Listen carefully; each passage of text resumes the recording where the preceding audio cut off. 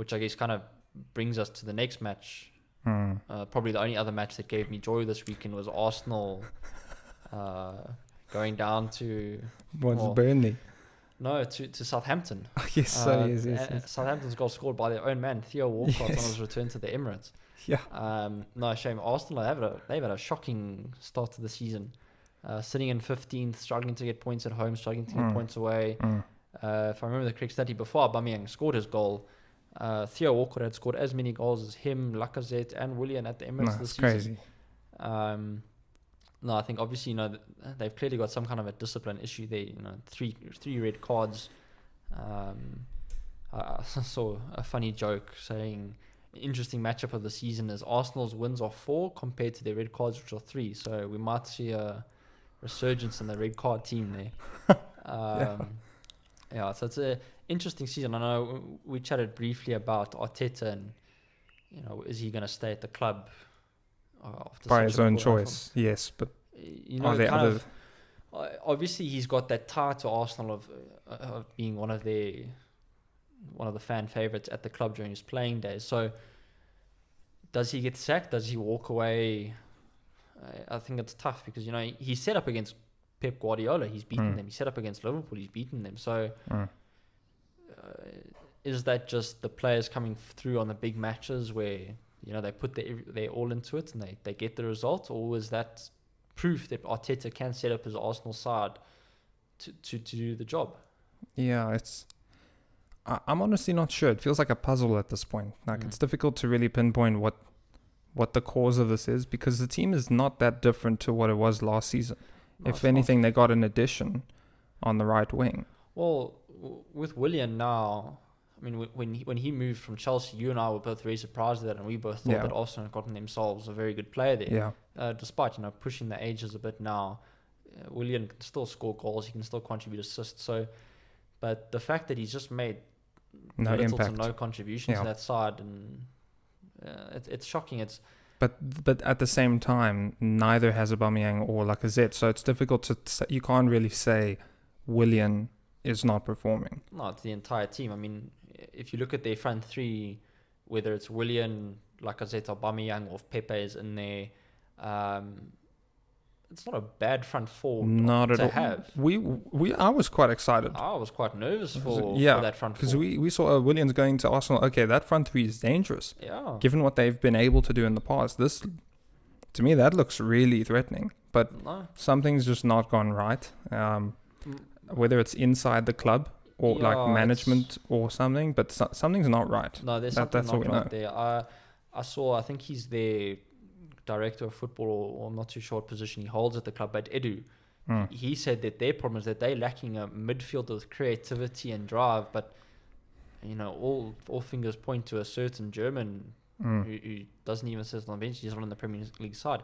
I don't understand how someone like Mesut Ozil is not in a manager's plans. Yeah, well, I know he had issues with his work rate before, at the end of Wenger's reign, at the start of Emery's reign. On that exact note, though, I don't know if we probably saw the same thing. It was about when Ancelotti was at AC Milan and he was dealing with Ronaldo Lima, remember? And there's that whole thing where it's like, do you want me to run or do you want me to score goals? Yes. Right? This is the exact same thing. I'm going to put that argument on Ozil as well, because it's the classic argument of, does the manager come in and tell the players to play to his style, or does he make use of what he has, and he has to be a good manager to make use of the assets that he has? Well, I think it's a combination of both. I think, obviously, when a manager comes into the side, he has to make do with the players that he's got when he arrives there. Yeah. You can't fire the whole team. You can't fire the whole team and bring in the whole team straight away. Yeah. So you have to make do with what you got. Obviously, Ozil was already bad-blooded Arsenal when Emery was there. So I don't know if that just carried on when Arteta arrived. Must have gone deeper. Than... There must be something deep with that, because in my opinion, I would have Ozil walk into Tottenham any day and be the number 10 any day. If he's... everyone's seen the memes and the jokes about how he assists. Yes. So to have a player like that, and that for me is the kind of guy that Arsenal need right now. Absolutely. Because if you look at their midfield, obviously Xhaka's now suspended. Then you've got El Neni, who's not a creative player. You've got Danny Ceballos, who probably is the next best option to Mesut Ozil, but for some reason he's not picked on the team sheet to start. And then you've got the youngsters like Nelson and Willock and those kind of guys. So yeah, it's very strange. I can't really wrap my head around it, because imagine a manager rocked up at Barcelona and was like, you know what, Messi, we don't need you. Like, it just doesn't make sense, right? I'm not saying Ozil's Messi here, but my point is he is undoubtedly, in his prime, he was arguably the best midfielder in the world. Oh, sure, he could do what anyone else could do. When he was at Real Madrid and he was linking up with Ronaldo, you were seeing things. I mean, there was a reason why everyone made these assist jokes, because the guy was insane. But that's why I don't really understand why or how a manager can do that. It must be some sort of deeper relationship problem, that something happened and they just said, you know, like, when we're just not going to play you. But the confusing thing for me is, if there are these problems, and they've been around now for years now. Yeah. This is the first season kind of thing where this has happened. Why not sell him? Why not let him go? Why keep him there but don't play him? Well, that's what I don't know. That's the exact. So the only other example I have of that was Sanchez when he was at Manchester United, and the thing was that his wages were so high. I think he was getting paid 600k a week or something. Well, he actually, as far as I understand, he was, because he went to Inter, but before he went to Inter, he was also just not playing. They weren't playing him, but they weren't selling him because they know he's an asset. So it's like, if they were going to sell him, they had to sell him to a club that's outside the Premier League. I know that clubs do that. They don't want to sell their players to other Premier League teams. I remember when we sold Christian Eriksen, I was pleading for us not to sell him to another Premier League side. Right, because you know how good he is. Exactly. So the point is that you try and off him, but then when you're not saying, or when you're excluding the Premier League, you're basically saying there's about 3 clubs that can actually put an offer. And then they went with a really, really crappy situation where he went to Inter, and Inter were paying 3 million of the 12 million, I don't remember if it was pounds or euros per year of his salary. And then Man U is still paying 9 million of the 12. Now I think he is there. I think he's been bought. I think he's been bought, I'm not sure, but it's the same situation. Ozil's, his salary is actually, or his wage is actually quite high, 300k a week, as far as the last time I checked. So it's the same sort of situation. Like, you sell him, you know how good he is, and it's in such just bad taste, all of it.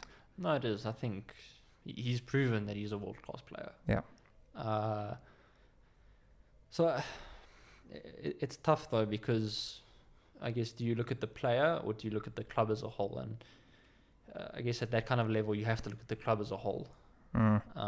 Personally, for me, I would set differences aside and play him. Obviously, it's tough now, excluding him from the Premier League side, the squad. But if you've got someone there, he can pull the strings in any match. Yeah. So I find it a bit confusing with what's gone on. But like you said, there must be something deeper going on. It has to be. Yeah.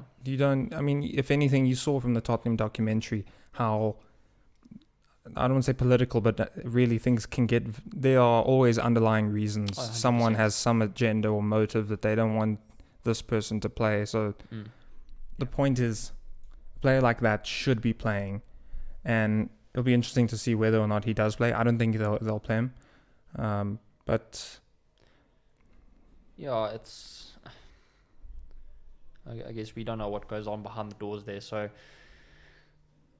whether or not he stays at Arsenal now that he's actually been frozen out of the squad, I guess it would be silly for him. If he wants to play football, I don't see why he would stay. But, I mean, he's sitting pretty, earning a nice salary, doing nothing. Yeah. So, he's making Arsenal look like a fool of a club. Pretty much, yeah. So,